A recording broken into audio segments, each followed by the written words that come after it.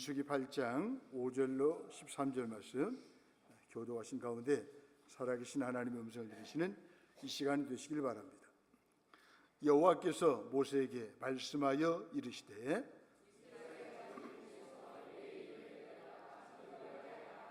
너는 이같이 하여 그들을 정결하게 하되 곧 속죄의 물을 그들에게 뿌리고 그들에게 그들의 전신을 삭도로 밀게 하고 그 의복을 빨게 하여 몸을 정결하게 하고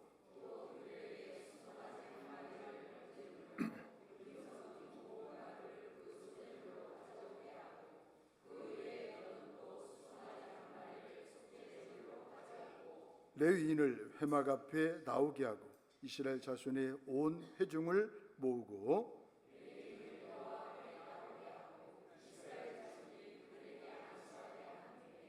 아론이 이스라엘 자손을 위하여 레위인을 흔들어 바치는 제물로 여호와 앞에 드릴지니 이는 그들에게 여호와께 봉사하게 하기 위함이라.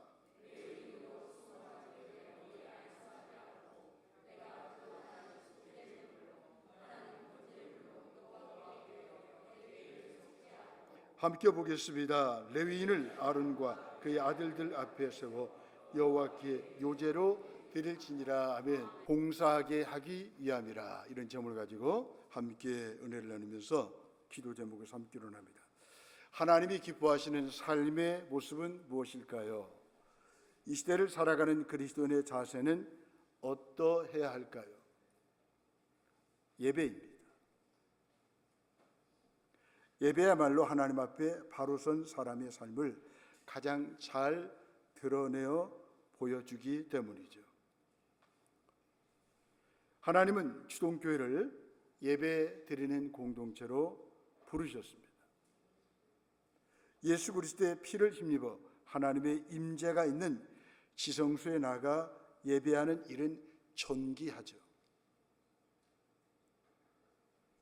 하나님은 개개인의 부름에 따라 은사를 주셔요. 주어진 은사로 교회를 잘 섬길 수 있도록 각자에게 특별한 기름을 부어주시죠. 그 중에 하나가 예배입니다. 하나님께서 이러한 예배 사역의 기름 부음을 주동교회에 허락하신 이유는 봉사하게 하기 위함입니다. 하나님께 예배해야 되고 하나님 주시는 힘을 가지고 우리는 다시 봉사하는 삶을 살아야 되는 것이죠. 하나님은 일하는 사람이 아닌 예배하는 사람을 먼저 찾으십니다. 하나님이 우리를 부르신 가장 중요한 목적은 우리로 하여금 섬김의 삶을 살아가게 하시는 데 있습니다. 다음의 세 가지 영역에서 섬기기 원하시죠. 먼저는 하나님을 섬기기 원하십니다. 이것은 하나님이 교회를 부르시고 우리를 구원하신 목적입니다. 그런 의미에서 우리 인생의 첫 번째 관심은 예배입니다. 어떻게 예배에 성공할 것인가? 어떻게 하나님이 기뻐하는 예배를 드리게 될 것인가? 성가대 찬양 전기처럼 어떻게 하면 나의 모든 걸 깨트려서 우리 하나님이 기뻐 받으시는 예배를 드릴 것인가? 이것이 저와 여러분들의 고민이 되어야 할 것입니다. 두 번째는 하나님의 가족 성도를 섬기기 원하십니다. 서로를 섬김으로 그리스도의 몸인 교회를 세워가도록 하신 일입니다. 그렇습니다. 예배 드리면 교회가 세워집니다. 예배가 무너지면 교회가 무너집니다. 그런 의미에서 저와 여러분들은 사명감을 가지고 예배를 집중하셔야 되고 예배에 관심을 가져야 됩니다. 늘 우리는 어떻게 하면 하나님이 기뻐 받으시는 예배를 드릴 것인가 설계를 하셔야 되고 고민을 하셔야 됩니다. 예배에 대해 기획을 하셔야 됩니다. 세 번째는 세상을 섬기기 원하십니다. 우리가 세상을 섬기지 않으면 세상이 우리를 알지 못하죠. 무엇보다도 그리스도를 알지 못합니다. 저와 여러분들이 오늘 은혜 받고 다시 세상으로 보냄을 받을 것입니다. 모이는 교회도 중요하지만 흩어지는 교회도 소중하거든요. 세상 속에서 여러분들이 내가 그리스도의 제자라는 것을 내가 하나님 앞에 예배하면서 예배를 통해 만난 그 하나님이 나의 하나님이라고 저와 여러분들이 전해져야 되지 않겠습니까? 그런 의미에서 하나님은 우리를 가장 먼저 하나님을 섬기고 또 성도를 섬기며 다음으로 세상을 섬기게 하려고 부르셨죠. 하나님은 우리를 부르실 때 하나님을 섬기라고 하셨습니다. 5절로 8절 말씀이죠. 11절에 보시면 이는 그들에게 여호와께 봉사하게 하기 위함이라. 하나님께 예배하기 위해서 저와 여러분들을 세우신 것입니다. 나는 예배자로 세움을 받았습니다. 예배하는 한 사람을 하나님이 찾고 계십니다. 하나님께 봉사한다고 하는 것은 곧 예배하는 삶을 의미하죠.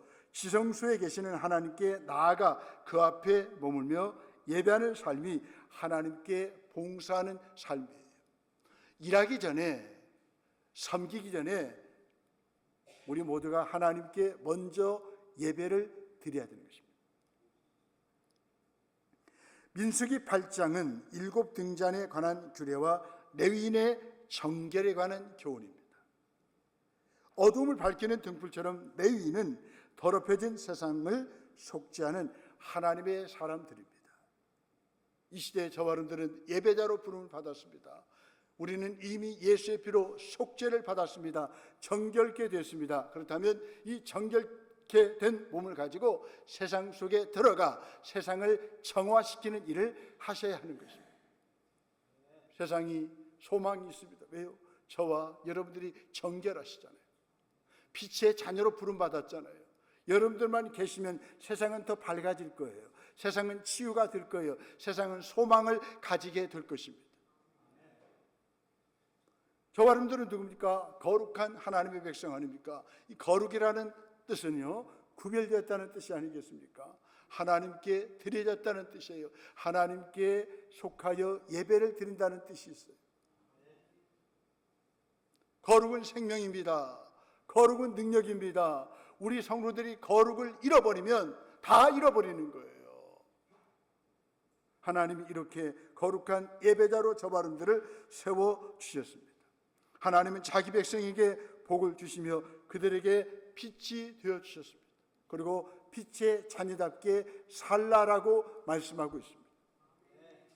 하나님은 성소에 있는 7등잔이 등잔대 앞을 비추도록 놓으라라고 하셨습니다. 등잔대 맞은편에 이스라엘 12지파를 상징하는 12개의 떡이 상 위에 놓여 있었습니다. 이것은 성막에 계신 하나님이 이스라엘 백성의 빛과 또 떡이 되심을 말하고 있습니다. 그들에게 은혜와 복을 베푸시는 분은 하나님이신 것을 말씀하신 것입니다. 하나님은 복 주시려고 저와 여러분들을 창조하셨습니다. 빛을 비추고 은혜를 베푸시려고 우리와 함께 하십니다. 놀라운 것은 우리가 예배할 때마다 이 세상 것으로는 채워지지 않는 갈급함이 있고요, 또 목마름이 있다는 거예요. 배고픔이 있다는 거예요. 그런데 예배 가운데 하나님을 만나면 채워진다는 거예요.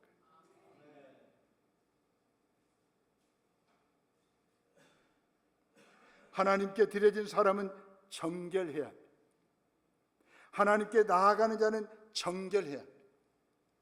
그러면서 우리는 예수의 피로 이미 정결케 됐고 우리 하나님 앞에 나아가는 담력을 얻었습니다. 우리 예수님이 새롭고 산 길을 열어주셔서 하나님께 예배할 수 있는 특권을 주신 것입니다. 보면 6절 또 7절에 보니까 정결을 강조하고 있습니다. 레위인 봉헌 의식의 핵심은 정결과 속죄였습니다. 몸에 물을 뿌리고 몸에 털을 밀어야 합니다. 7절이죠. 의복을 빨아서 자기 몸을 정결하게 해야 합니다. 구약의 제사 절차는 복잡합니다. 그러나 신약은 간단합니다. 이미 어린 양 예수의 피 뿌림을 받아 저와 여러분들은 정결케 된 것입니다. 속죄함을 받은 것입니다. 그 예수님의 피가 이 예배를 예배되게 하는 것입니다. 이런 예배하는 모임을 만드신 것입니다. 그런 의미에서 우리는 예수의 피로 구원받았다고 하면 늘 예배에 집중하는 삶을 살아야 하는 것입니다. 더 나아가서 번제물과 속죄제물을 드려 속죄해야 하는데 예수님이 번제가 되셨고 그분이 속죄제물이 되셔서 우리의 모든 죄를 다 씻으시고 하나님께 나아갈 수 있는 길을 열어주셨습니다. 그리스도의 피로 속죄함을 받은 사람만이 거룩하신 하나님의 소유가 될 수가 있습니다. 그런 의미에서 우리는 예수의 피로 깨끗함을 받은 하나님의 소유가 됐습니다. 하나님의 것이에요. 하나님께 드려진 사람은 죄와 불의에서 떠나 자신을 정결하게 유지해야 합니다. 예수님이 깨끗하게 하신 내 몸과 마음을 매일 깨끗하게 지켜냅시다. 그러므로 우리는 창조주 하나님 앞에 나아가야 합니다. 거룩하신 창조주 하나님은 우리와 사귐을 갖기를 원하십니다. 우리의 삶 가운데 때로는 메마름과 궁핍함이 오는 이유는 무엇입니까? 하나님을 먼저 섬기지 않기 때문이죠. 일도 잘하고 성숙해 보인다 해도 하나님께 뿌리 내리지 못하는 삶은 어려움이 닥쳤을 때 쉽게 시들어 버립니다. 우리의 삶의 우선순위가 바뀔 때 우리가 애쓰고 노력한 것에 비해 그 결과는 초라하고 궁핍할 것입니다. 하나님을 섬기기보다는 자신의 일에 분주한 삶은 스스로를 어렵게 하는 결과를 가져오죠. 하지만 하나님께 예배하는 삶을 최우선 순위에 둔다면 그분은 우리를 풍성한 삶으로 이끄실 것입니다. 구약뿐만 아니라 신약에서도 하나님이 우리를 예배하는 자로 부르셨음을 알 수 있습니다.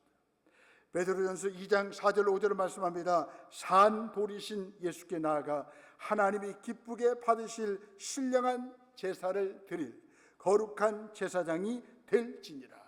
저와 여러분들은 거룩한 제사장으로 부름받았습니다. 왕같은 제사장으로 부름받았습니다. 그 이유가 무엇입니까? 단지 산돌이신 예수님의 이름으로 하나님께 나가 예배를 드리기 위해서 그렇게 부름을 받았다는 것입니다.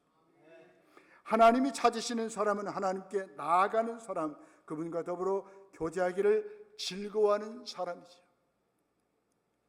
하지만 우리는 하나님 앞에 나아가는 시간을 내는 것에 너무나 인색할 때가 있지는 않습니다. 일이 너무나 많아서 바쁘다 보니 하나님 앞에 나아가 오직 그분을 즐거워하고 섬기며 예배하는 삶을 살지 못할 때가 있다는 거죠. 하나님은 우리를 부르셔서 예수 그리스도 앞에 나오라고 하시고 하나님을 섬기는 왕 같은 제사장이 되게 하셨습니다. A.W. 토자라는 목사님은 다음과 같은 말을 합니다. 하나님께서는 사람을 부르셔서 먼저 예배자로 만드시고 그 후에 일하는 자로 만드신다. 하나님 앞에 나아가 예배할 때 하나님 한 분께만 집중할 때 그곳에 하나님이 함께 하십니다. 하나님 한 분으로 즐거워하고 그분의 얼굴만을 구하면서 나아가야 합니다. 이때 우리는 하나님의 임재와 그 마음을 우리에게 부어주시는 것을 경험할 것입니다. 우리는 성전문으로 들어갑니다. 하나님께서 우리에게 이미 이루어 놓으신 일들을 기억하면서 나아갑니다. 또 궁정으로 나아갑니다. 궁정은 하나님이 계시는 지성소를 말하죠. 우리는 하나님 보좌로 나아갑니다. 그곳은 하나님의 임재를 경험하는 곳입니다. 하나님의 임재, 하나님을 만나는 은혜를 체험하면 세상 것들이 다 가볍게 보이죠. 두려울 것이 없습니다. 그곳에서 우리는 하나님의 영광을 봅니다. 하나님 그분 자체를 경배하죠. 이렇게 하나님을 예배하고 하나님을 만났다가 하면 하나님의 백성은 일평생 하나님을 위해서 봉사하셔야 합니다. 9절로 13절입니다. 하나님의 백성은 먼저 하나님을 섬기고 성도를 섬기며 세상을 섬기게 하려고 부르셨습니다. 하나님의 백성은 하나님이 나의 주인, 내 삶의 주권자이심을 고백하는 사람입니다. 우리 장로교의 교리 가운데 가장 중요한 교리 가운데 하나가 무엇입니까? 하나님의 절대 주권을 믿는다는 것입니다. 아멘. 모든 것이 주님의 것입니다. 어떤 일이 발생해도 그분이 하셨다라고 고백하기 때문에 저와 여러분들은 감사로 반응하는 것입니다. 레위인은 모든 이스라엘 백성을 대표하여 하나님께 드려졌습니다. 이것은 백성의 대표들이 레위인에게 안수하는 데서 확실하게 나타났습니다. 레위인은 모든 백성이 하나님의 것임을 상기시키는 존재였습니다. 하나님의 은혜를 입어 구원받았다면 직분과 직무에 상관없이 모두 하나님의 것입니다. 그런 의미에서 우리는 하나님의 것이기 때문에 하나님을 위해서 봉사해야 합니다. 15절, 19절, 22절, 24절, 25절 보면 봉사할 것이라고 말씀하고 있습니다. 하나님의 백성은 순종하는 사람이에요. 이스라엘 백성은 하나님의 명령대로 레위인을 하나님께 봉헌했습니다. 그렇다면 저와 여러분들은 예배자로 부름받았으니, 사역자로 부름받았으니 나 자신을 하나님 앞에 봉헌해야 되지 않겠습니까? 봉헌 시간이 무슨 헌금만 하는 시간이 아니에요. 나 자신을 우리 하나님 앞에 드리는 거예요. 민수기 서두는 말씀하시는 하나님과 순종하는 백성의 조화로 가득합니다. 매 순간 순종의 은표를 찍을 때 내 삶에서 아름다운 선율이 울려 퍼지죠. 신앙에는 정년이 없고요, 하나님의 일에는 은퇴란 없습니다. 레위인의 직무는 고된 육체 노동이었기 때문에 50세에 그만두라고 말씀하셨지만 회막 봉사를 중단해야 한다라고 말을 했어요. 하지만 회막을 지키는 일은 계속했습니다. 23절로 26절 말씀입니다. 그렇습니다. 하나님이 저와 여러분들을 사역자로, 일꾼으로 부르셨습니다. 봉사자로 부르셨습니다. 내가 비록 교회 법회에서 잠깐 은퇴를 하지만 교회를 지켜야 돼. 아멘. 교회를 지키는 일에는 은퇴가 없다 그 말이에요. 레위인들이 회막을 지켰듯이 저와 여러분들이 계속 하나님의 임재의 상징인 교회를 지켜야 한단 말이죠. 내가 지키지 않으면 누가 지키겠습니까? 이단으로부터, 세속화로부터 우리 교회를 지켜야 되지 않겠습니까? 이 교회가 하나님의 것이기 때문에 그렇습니다. 여러분의 그 재산 그냥 지키지 않습니까? 내버려 두십니까? 아니잖아요. 왜? 내 것이니까 더 우리가 지키잖아요. 마찬가지입니다. 교회가 하나님의 것이니까. 저와 여러분들이 하나님의 백성과 자녀이기 때문에 교회를 지켜야 된다 그 말이죠. 내 신앙을 지켜야 된다 그 말이죠. 누가 지켜주는 거 아니에요. 사역의 종류는 바뀔 수 있지만 하나님을 섬기는 사람으로서의 신분은 변하지 않습니다.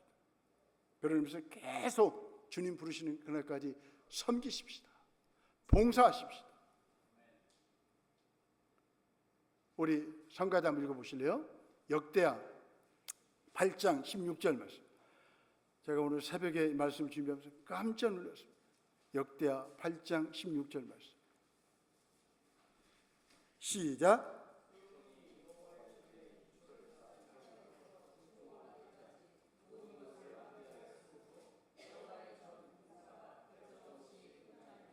아멘.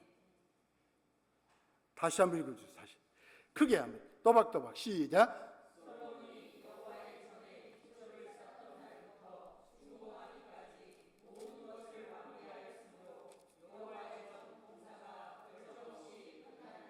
아멘. 제가 이 말씀에 깨달음 받았습니다. 솔로몬이 여호와의 전 공사가 마쳤죠? 공사가 결점 없이 끝나니라. 여러분 사역도 주님 부르시는 그날까지 결점 없이 마쳐야 됩니다. 우리 원로 목사님 네 분을 존경하는 이유는 은퇴하실 때까지 결점 없이 사역을 마치셨거든요.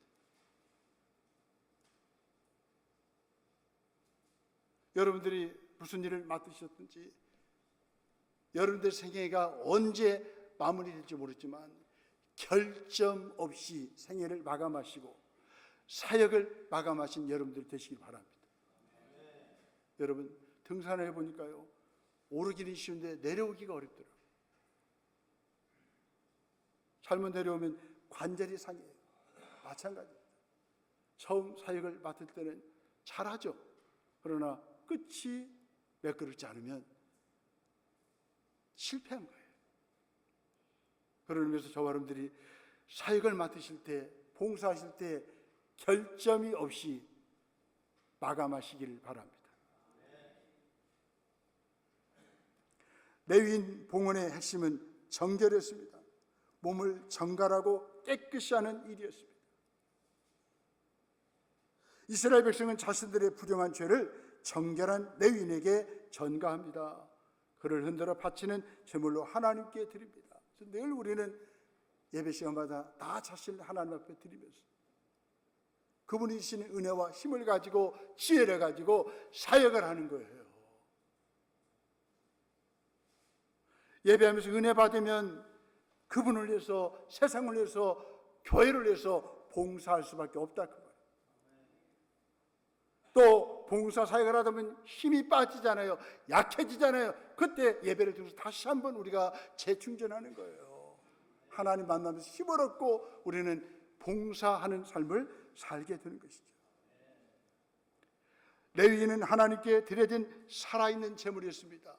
그렇다면 저와 여러분들도 살아있는 제물로 우리 하나님을 위해서, 세상을 위해서, 교회를 위해서 쓰임받아야 되지 않겠습니까? 죄악으로 찢긴 사람들의 삶을 연결하고 붙이는 세상의 가교와 아교 역할을 해야 합니다. 이 역할을 하기 위해서 중요한 것은 더 강해지는 것이 아니라 더 정해지는 것입니다. 거룩해져야 돼요. 사역을 감당하면서, 직분을 감당하면서 우리는 계속 거룩하신 예수님을 닮아가는 거예요. 다시 한번 반복합니다. 거룩은 생명입니다. 거룩은 능력입니다. 사역을 감당하면서 계속 거룩해질 때 우리 예수님을 닮아가는 성화의 삶을 살게 되는 것이죠.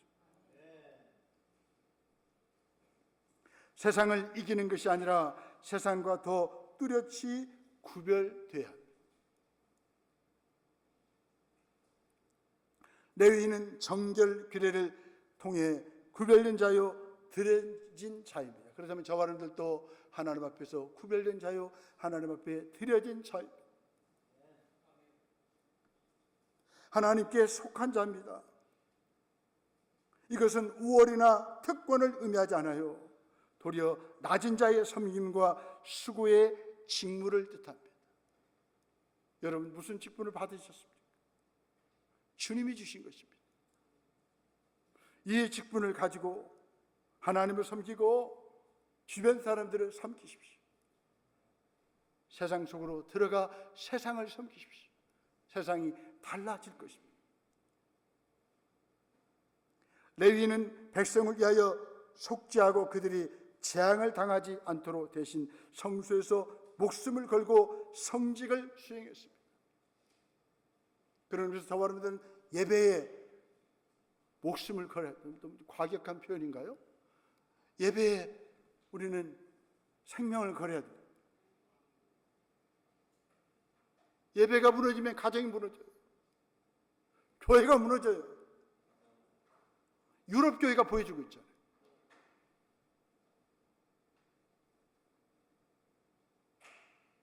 하나님은 저와 여러분들을 이 시대에 예배자로 세우셨습니다. 아무리 바쁘고 긴급한 일이 있다 할지라도 예배의 자리만큼은 지켜야 돼요. 그때 하나님은 놀라운 일들을 행하실 것입니다.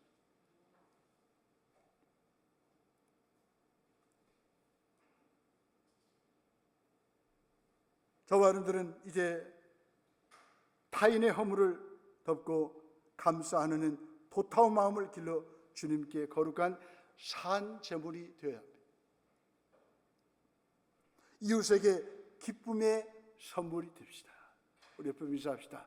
제가 성도님의 기쁨의 선물이 되겠습니다. 이것보다 좋은 선물이 어떻게? 네.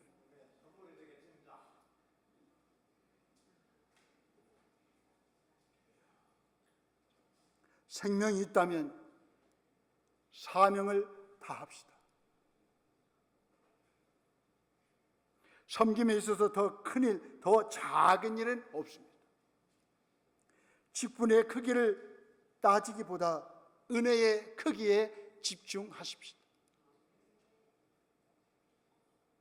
은혜가 무시당한 곳에 원망이 나타납니다. 이스라엘 백성을 보십시오. 광야에서 하나님의 은혜를 받았음에도 불구하고 뭣도 없고 하나님이 계시잖아요. 만나는 계속 주어졌잖아요. 이렇게 은혜가 무시당하면 늘 원망이 나타납니다. 원망 가득한 봉사자 공동체는 희망이 없습니다.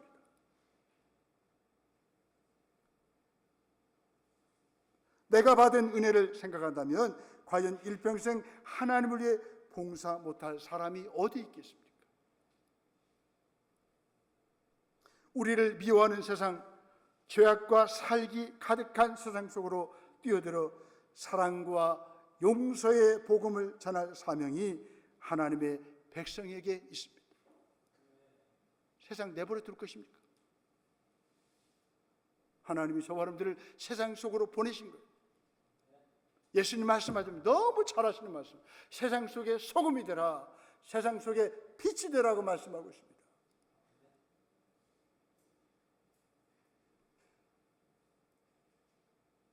안전하고 안락한 자리에 머물고 싶은 유혹이 하나님의 백성의 사명을 위협합니다. 우리 그리스도인들은 힘든 곳에 가야 됩니다. 남들이 포기한 곳에 가야 됩니다. 무너진 곳에 가야 됩니다. 사도 바울의 표현처럼 다 개척해 놓은 곳 가서 건물을 세우는 무슨 의미가 있겠습니까? 성도는 죽음의 그림자가 드리운 곳, 살고자 몸부림치는 현장에 있어야 합니다. 좌절과 공포로 가득한 그곳에 있어야 합니다. 하나님은 직분만 주신 것이 아니라 능력을 부여하고 환경을 조성해 주십니다. 주의 일꾼을 고아와 같이 버려두지 않으시고 보혜사를 보내주십니다. 민수기 17장 2절에 보니까 지팡이 하나씩을 주십니다. 제가 이 말씀을 주면서 깜짝 놀랐어요. 무슨 직분자 사역자에게 지팡이를 다 주신다나? 지팡이를 다 주신대, 하나씩. 여러분들은 이미 지팡이를 다 하나씩 받으셨습니다.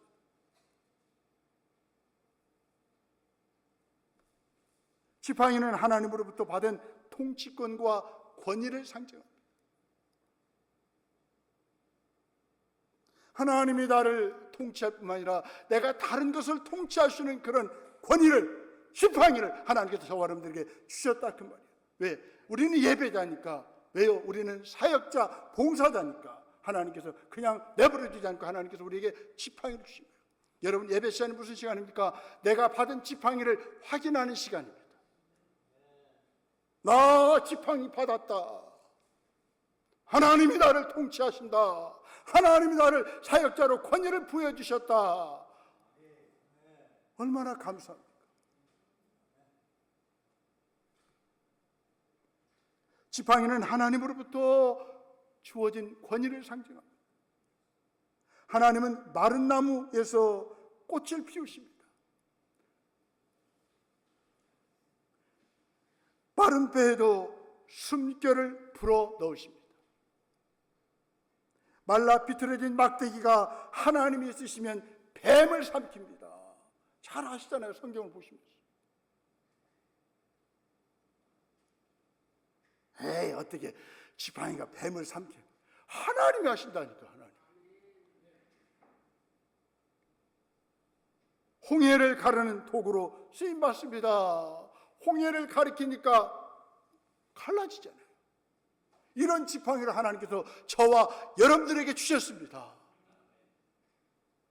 아파트 한 채 안 줬다고 불평하지 말고 하나님이 저와 여러분들에게 지팡이를 주신 것을 감사하시고 날마다 예배 시간마다 지팡이를 확인하세요.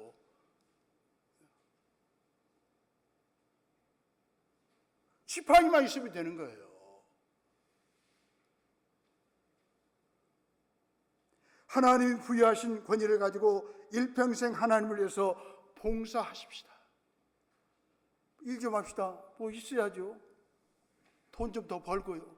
아, 지팡이가 있다니까요. 이미 주어졌다니까요. 하면 여러분들이 다 하시잖아요. 돈 좀 많이 생기면 주일 안 하시잖아요. 그래서 돈놀이 하려고. 아이고, 이 돈 많으니까 어떻게 또 투자해갖고 돈 많이 벌까? 이 생각하잖아요. 근데 우리에게 뭐예요? 지팡이가 있어요. 지팡이. 이것은 주님이 나와 함께 하다는 뜻이고 나를 쓰시겠다는 표시예요. 이제 날이 좋아졌어요. 이제 가을날씨가 됐어요. 이제 우리 열심히 봉사합시다. 목사님 뭐 갖고 해요? 뭐 갖고 돈 좀 벌어놓고. 안 돼요. 이미 있다니까. 지팡이가 있어요. 지팡이 가지고 다 내밀어요. 내밀면 놀라운 일을 하나님께서 저와 여러분들 통해서 이루실 것입니다. 지팡이를 들고 완장을 찼다고 스스로 권위자가 되는 것이 아닙니다. 순종하고 사역을 감당할 때 하나님께서 저와 여러분들을 들어 쓰시는 거예요. 하나님은 불임의 땅에서 생명을 잉태하시고 멸망한 민족으로부터 메시아의 도래를 가능하게 하십니다. 내 주변에 복음의 씨앗이 꼭 필요한 메마른 땅은 어디입니까? 부르심 앞에 능력의 부족을 이유로 주저하고 계십니까? 하나님이 가장 강력한 후원자가 되어 주실 것입니다. 직분은 봉사하게 하기 위해서 주신 하나님의 선물입니다. 마음에 안 든다고 버리거나 맞바꿀 수 있는 선물이 아니죠. 나의 직분이 거저 받은 은총임을 안다면, 공동체를 위한 선물임을 기억한다면 교회 안에 시기와 갈등은 사라질 것입니다. 여러분 다 하나님 주신 선물 갖고 직분을 감당하지 무슨 시기하고 질투할 이유가 없어요. 교회 안에 갈등이 없어요. 왜? 하나님 주신 선물을 가지고 하기 때문에 그래요. 직분은 선물인 동시에 사명입니다. 또 직분을 감당할 때 위험과 위험이 공존합니다. 직분이 크고 중할수록 책임도 크고 중하기 마련입니다. 직분의 영광스러움을 생각하면서 책임도 생각합시다. 그래서 목사는 더 많이 책임을 져야 돼요. 우리 중직들은 더 책임을 많이 져야 돼요. 그럴 때 교회가 교회다워지는 거예요.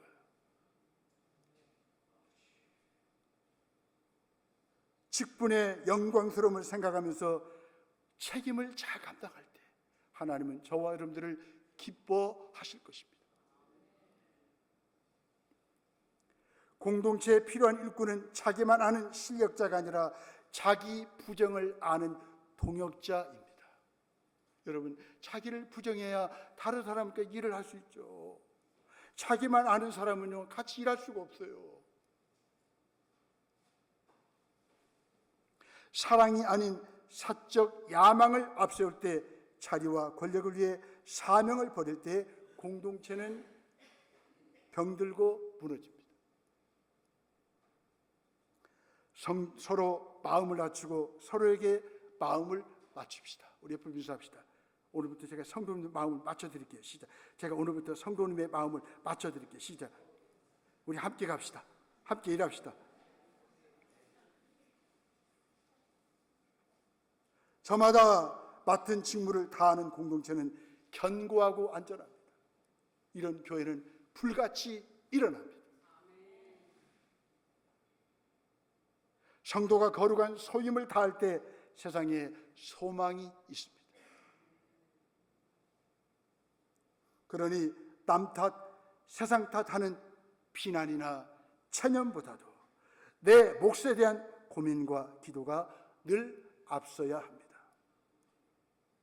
하나님은 하나님을 예배함으로 섬기라고 우리를 부르셨습니다.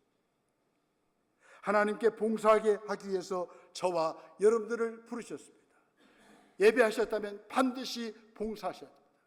봉사할 때, 약할 때 다시 한번 예배에 집중하십시다.